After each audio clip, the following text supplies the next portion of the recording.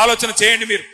ఇద్దరు కలిసి ఉన్నారని ఎందుకంటున్నా అంటే సరిగ్గా నిన్న సెప్టెంబర్ 27 పోయిన సంవత్సరం తెలంగాణ రెవెన్యూ మంత్రి పొంగులేటి శ్రీనివాసరెడ్డి కాంగ్రెస్ మంత్రి ఆయన ఇంటి మీద ఈడీ ఓడు రైడ్ చేసిండు ఈడీ ఎన్ఫోర్స్మెంట్ డైరెక్టరేట్ రైడ్ చేస్తే ఆ రైడ్ లో మరి టీవీలలో వార్తలు వచ్చినాయి. ఇంట్లోకి రెండు నోట్లను లెక్క పెట్టే మెషిన్లు పోతున్నాయి, పెద్ద మెషిన్లు పోతున్నాయి, గుట్టలుగా పైసలు ఉన్నట్టున్నాయి అని చెప్పి టీవీలలో వార్తలు వచ్చినాయి. ఆ రైడ్ జరిగి ఒక సంవత్సరం అయిపోయింది. సంవత్సరం అయిపోయినా కూడా ఆ మంత్రి గారు నోరిపుతలేడు, ఈడీ ఓడు నోరిపుతలేడు. అంటే కాంగ్రెస్ ఓడు మాట్లాడతలేడు, బీజేపీ ఓడు మాట్లాడతలేడు.